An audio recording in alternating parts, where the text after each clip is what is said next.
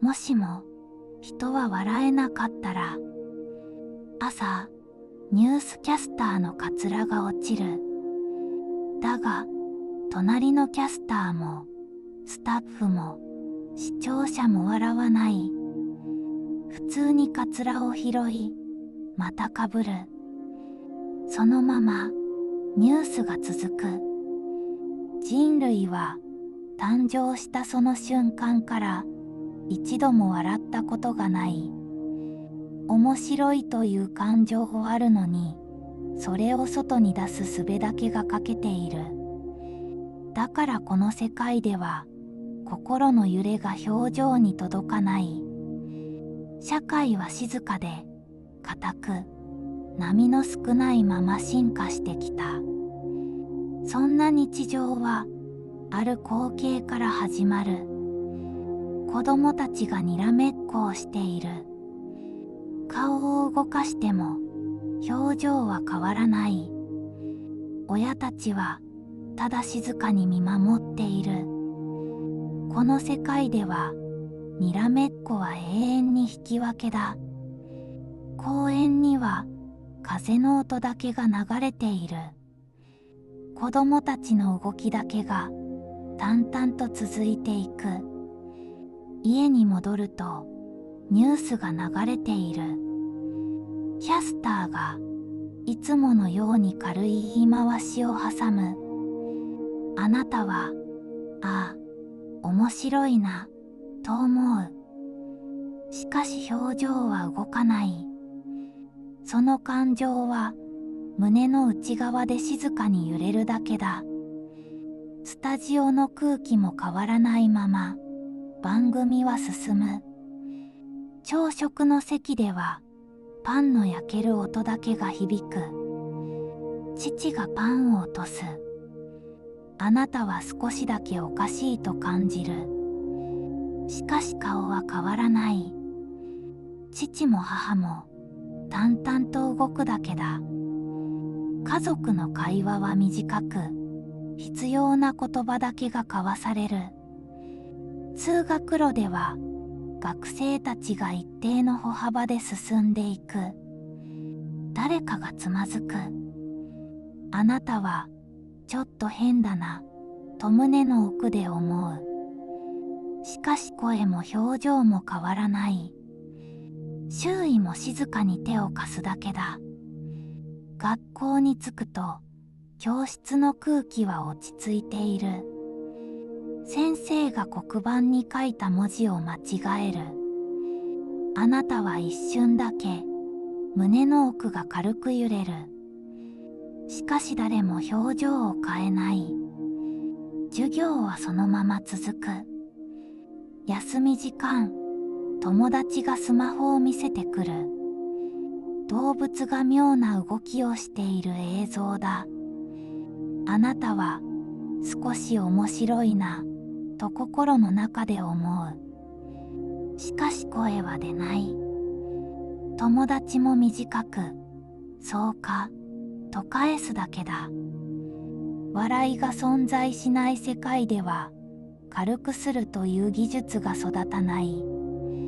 失敗は失敗のまま、重さを保ったまま積み重なる。誰かの緊張をほどく手段がなく、空気は常に少しだけ硬い。人間関係は近づきすぎないことで保たれる。距離を読む能力だけが異様に発達していく。その距離感は優しさでもあり、同時に壁でもある。冗談がない社会では衝突を和らげる術も生まれない。仲直りの形は謝るか時間が過ぎるかの二択だけだ。笑って流すという文化が一度も発明されなかった。だから人は自分の重さをそのまま抱えて生きている。自虐もいじりも存在しないため、心の逃げ場が少ない。その代わり、嘲笑という暴力も存在しない。誰かを笑い物にする文化がない分、別夏の冷たさが育つ。無視と距離だけで人を傷つける社会だ。権力に対しても風刺という武器が生まれなかった。間違いはまっすぐに間違いとして突き刺さる。それは誠実だが、どこか息苦しい。祭りもあるが、盛り上がりは一定の高さで止まる。弾ける瞬間がないため、熱狂は長く続かない。それでも人々は集まり、同じ空間を共有することで満足する。宗教もまた、静かに形を変えた。救いは語られるが、笑顔の神は一度も描かれなかった。祈りの場には、沈黙と涙だけが並ぶ。喜びさえ、どこか固いまま捧げられていく。教育では、ユーモアという概念が存在しない。子供たちは、正しさと効率だけを学んで育つ。その結果、社会は整い、秩序は保たれる。しかし、どこかで余白が欠けている。その余白があれば、人はもっと軽く生きられたかもしれない。あなたはその日の帰り道、胸の奥に残った揺れを思い返していた。面白いと感じた瞬間が、誰にも届かないまま消えていくことが気になっていた。その感覚は、前よりも少しだけ強くなっている。家に着くと、机の上にノートを置く。表紙には、面白かったこと、とだけ書く。その文字を見て、胸の奥がわずかに動く。ページを開き、今日の出来事を短く書き始める。文字にすると、心の揺れが少しだけ形を持つ。書き終えると、ページをそっと閉じる。次の日、通学路を歩きながら、昨日の記録を思い出す。その思い出し方が、以前よりも鮮やかだと気づく。面白いという感情が、少しだけ長く残るようになっていた。学校に着くと、教室の空気はいつも通り落ち着いている。あなたは席に座り、ノートの存在を思い出す。カバンの中にあるだけで、心が少し軽くなる。授業が始まり、先生の声が一定のリズムで流れていく。その声の中に、ふとした言い回しが混ざる。あなたは胸の奥で少しだけ揺れる。その揺れを以前よりもはっきりと感じる。ノートに書こうと思う。休み時間、友達がスマホを見せてくる。動物が妙な動きをしている映像だ。あなたは少し面白いなと心の中で思う。その感情が前よりも自然に浮かぶ。友達が言う、こういうの好きなんだよな。あなたは答える、わかる、と。その短い言葉が胸の奥に静かに響く。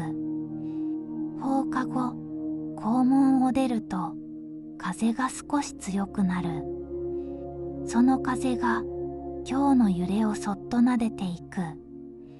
家に帰るとノートを開く。今日の面白かったことと書く。ペン先が紙を滑る音が部屋に静かに広がる。その音があなたの心を落ち着かせる。次の日、あなたは少し早く学校に着く。教室にはまだ誰もいない。窓から差し込む光が机の上に静かに落ちている。あなたはその光を見つめながら昨日の記録を思い返す。面白いという感情が確かに自分の中にあると感じる。授業が始まり、先生が教科書を読み上げる。その声の中にまた小さな違和感が混ざる。あなたは胸の奥で揺れる。その揺れをただ静かに受け止める。休み時間、友達が言う。今日の天気、変だな。あなたは答える。そうだな、と。その会話の中に昨日よりも自然な軽さがある。放課後、帰り道の空が少し赤く染まっている。その色が今日の揺れを静かに包み込む。家に着くとノートを開く。今日の面白かったことと書く。ページが増えるたびに心の奥が少しずつ軽くなる。面白いという感情が確かに形を持ち始めている。それは誰にも見せない小さな変化だ。しかしあなたにとっては大きな一歩だった。ノートを閉じると部屋の空気が静かに落ち着く。その静けさが今日の揺れをそっと包む。ベッドに横たわると目の奥に今日の光景が浮かぶ。そのどれもが以前よりも鮮やかに感じられる。面白いという感情が確かに自分の中で育っている。本来の世界では笑いは人間の心を軽くするために存在していた。緊張をほどき、距離を縮め、場の空気を柔らかくする力だった。しかし、この世界ではその力が一度も働いたことがない。人々は重さを抱えたまま生きることに慣れてしまった。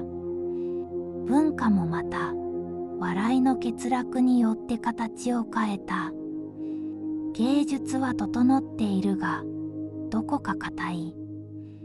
表現には軽さや遊びがほとんど存在しない。風刺という概念も育たなかった。権力を軽く突き放す技術が一度も発明されなかったからだ。その結果、歴史はまっすぐで余白が少ない。失敗は重く扱われ、長く残る。本来なら、笑いがその重さを溶かしていたはずだ。しかし、この世界では溶ける瞬間が訪れない。心理の面でも、笑いの欠落は深い影響を与えている。内側にたまる揺れは、外に出られないまま積もっていく。その積もり方は、雪のように静かで、重い。本来の世界では、その雪を溶かす瞬間が必ずあった。誰かが笑い、誰かが救われる。その連鎖が世界を柔らかくしていた。もし笑いがあったなら、世界はもっと柔らかくなっていたかもしれない。失敗は軽く扱われ、別れは少しだけ優しくなっていたかもしれない。権力は時々、軽く突き放されながら強制されていたかもしれない。人々は、もう少しだけ近づけていたかもしれない。笑いは、ただの反応ではない。人間が人間であるための見えない支えだ。それがかけた世界は静かで美しいが、どこか物足りない。心の奥にある揺れが外に出られないまま積もっていく。笑いがない世界は静かで整っている。しかしその整い方はどこか不自然だ。本来の世界では整いすぎた空気を崩す瞬間があった。その崩れ方が人間らしさを作っていた。かけた世界を見つめると、その力の大きさがよくわかる。もしかすると、笑いは人類を救っているのかもしれない。その可能性を知ったとき、あなたは初めて本来の世界の豊かさに気づく。そして静かに思う。笑いは人間が生きるための光なのだと。